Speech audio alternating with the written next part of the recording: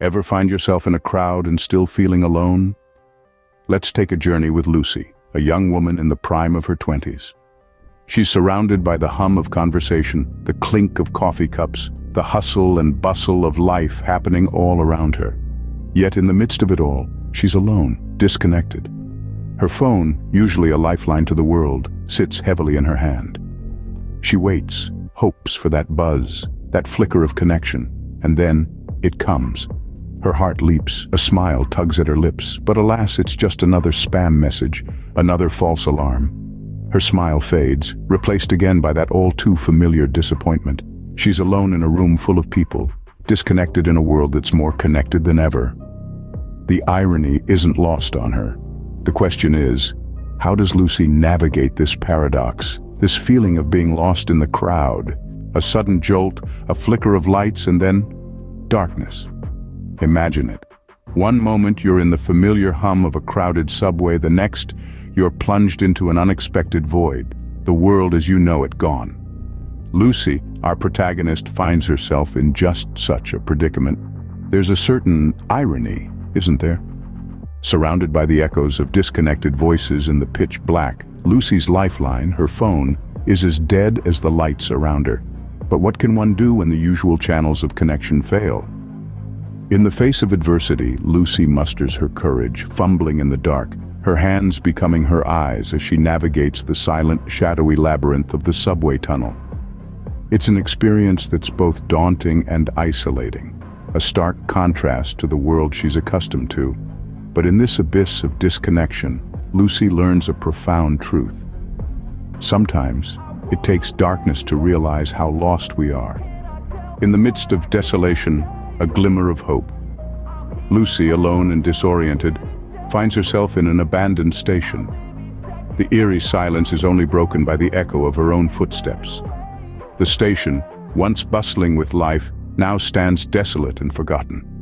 The loneliness she felt before seems magnified in this desolate place.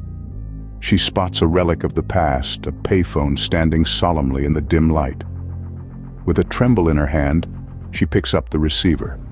Her voice echoes in the vast emptiness as she pleads, "Please, someone help me!" The desperation in her voice resonates in the silence, but the silence is her only response. Then, unexpectedly, the lights flicker back on. The station, once draped in darkness, is now bathed in a soft, welcoming glow. The relief that washes over her is palpable. She's no longer alone. Emerging from the same darkness that once engulfed her, other passengers appear, their faces mirroring the same relief. In this crowd, a stranger's face stands out. A warm smile graces their face as their eyes meet hers. It's a simple gesture, but it carries a profound impact. A smile, a spark of connection, in a place where she felt utterly disconnected. This stranger, who was once just another face in the crowd, becomes a beacon of hope for Lucy. The connection they share in this moment is more meaningful than any text message could ever be. They share stories, laughter, and a sense of understanding that only comes from shared experiences.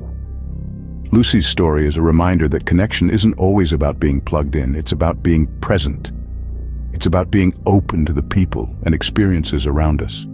It's about finding warmth in unexpected places and recognizing that we are never truly alone. Sometimes, connection finds us when we least expect it.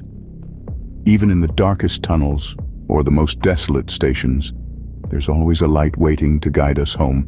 Back where it all started, but not quite the same. We're back in the coffee shop, the air buzzing with chatter and the scent of freshly ground coffee. But there's a difference now. Lucy, our protagonist, is no longer alone. She sits across from the stranger from the station, their conversation flowing as naturally as the coffee from the barista's machine. Laughter punctuates their stories, shared experiences drawing them closer.